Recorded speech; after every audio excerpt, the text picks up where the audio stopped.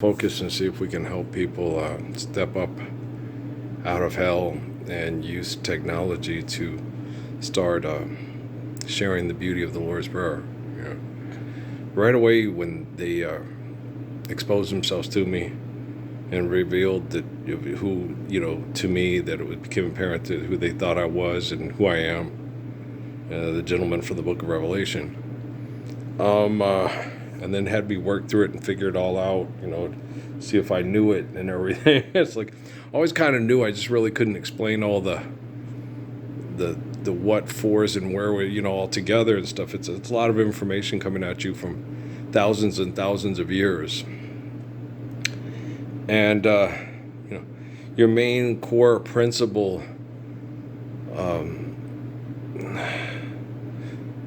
sources of communication are all you need. Okay, all I really needed was Jesus and Muhammad, and as far as John from the book of Revelation, which I never read until they took me to Sierra Vista and Luke and Matthew and all those things. I was read the Gospels. They had me read Daniel, then they had me read Revelation, stuff, but I never read them. At church, all the rhetoric and all the mythology and all the bullshit made me reject the mythological principles of religion, but I accepted the core values because they make sense and they're based on reality.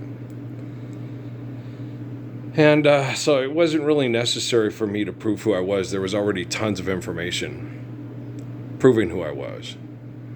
And in ancient times, when Pascal was looked at as the line, and he was murdered by the Vatican, and other people, what happened with Herschel Steinsteiner discussed in the book of Daniel. When it was my turn, he comes magically from the sky. And in ancient times, that was like, well, that just seems crazy, He comes from the sky to everybody, And in ancient times, that seemed like that's just, Herschel Steinsteiner was killed before we had the Jetsons, right? And so you just didn't think that he could come from the sky on a screen like in Star Trek and the Jetsons and stuff. And so, in ancient times when they talked about the guy who looks like Son of Man, who's the spirit of Jesus and John during the apocalypse, that he comes from the sky, that's crazy, right? It doesn't seem believable, but people believed it. And then when it happens and it's believable, it's going to be magical. It's like, I am sick and tired of things being fucking magical. Just live the Lord's Prayer. that's where you get when you're like me. It's like, okay, I don't want to hear anymore. Just live the Lord's Prayer. And a lot of the things, the uncomfortable, compromising situations I got put in were because Rockefeller knew that women were becoming very politically ambitious. They already were, and they already have been, but they were going to put themselves in positions of leadership. And the vulnerable situations I was put in that I didn't want to be in. I sat in that room and I prayed, Jesus, I don't want to do this. And Rockefeller's people put me in that. And their thing was, he's going to eventually come off his moral high horse. It's like, why should I have to come off my horse? But it's like, and so he's, so all these women that are still part of the attacks on me is because of things that were in compromising situations that I had to put myself into because they were judging me and going to manipulate me, and stuff. And I was like, I don't understand why this is, because it was a trap set up by Rockefeller and Rothschild to go after self-righteous hypocrites and trap them in hell. I was like, it was horrible. It was very uncomfortable. I was put in very uncomfortable situations. But, they put me in the uncomfortable situations, but I always handled the situations real well. And, the signs on the EA Sports thing, yeah, those people so need to be stopped. But, yeah, you get that. Really, you're gonna base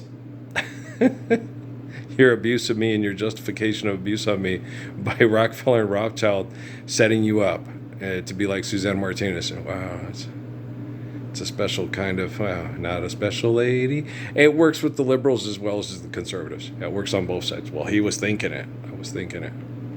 You did hear the prayer when I sit there and said, Jesus, I don't want to do this. Don't make me do this. This is too difficult and too hard to deal with. Wow. Yeah.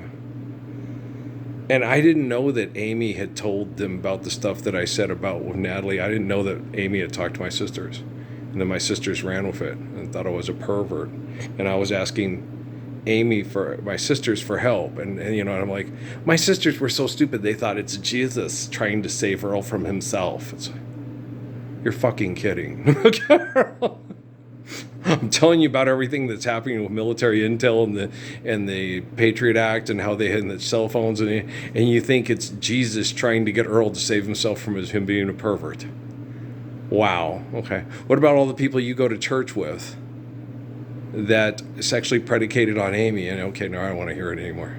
Oh, trust me, anybody involved in Homeland Security, anybody involved in NASA, anybody involved in DARPA or the NSA, or FBI or CIA knows what I'm talking about and knows they are so fucking out of line and so fucking wrong. It's not even fucking disgusting anymore. It's beyond disgusting. Right? And how, I got help, the young lady that they used, she followed my lead in prayer numerous times for things not to happen, to compromise me, and then my son came out to keep her safe from the people that were manipulating her, and it put him in a compromising situation. But she loves him for coming out and making her feel safe, and I love him for coming out and doing it. It was a very compromising, difficult thing, but he got put in the same difficult kind of situations with his own mother, the same way she did with her mother. And so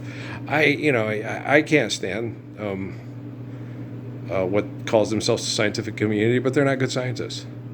Because good scientists understand natural laws and understand how to obey natural laws to do what is scientifically valid and correct to maintain life through natural laws. And then, it's good science.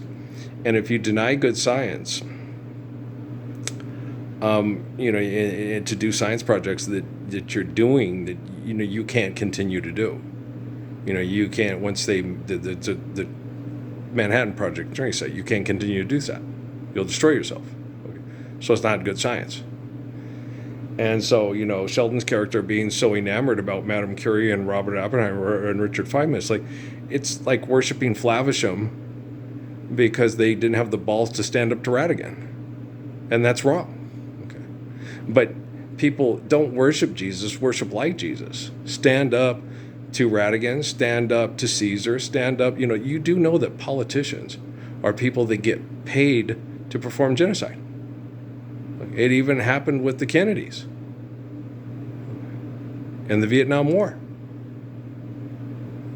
Politicians are Zelensky. I need more money and stuff to kill because we're fighting over the territory because we want to exploit the market. Where's forgive debt and trespass and love one eternal faithful peace on that? So. When you forgive one another, love one another, eternal faithful peace, your politicians, get paid to be the headpieces for genocidal operations. And if you don't understand that, Jesus explained it in Caesar's time. They get people to make coins and say that these coins are more valuable than children's lives, and these men will get together in large groups and they will mass murder over how it makes them feel powerful. And they get a dopamine and adrenaline rush off it. It's absolutely horrid. It's just like Goliath coming to rape a eunuch. It's absolutely terrible. And only kind people that love people would get up to do anything to stop it. And so I would strongly advise being more like me and less like yourself immediately. I'm going to try to load this one. Hopefully it does load. They haven't been loading, and it's very disturbing. But I'm going to keep trying. Okay, guys? I love you very much. Peace out.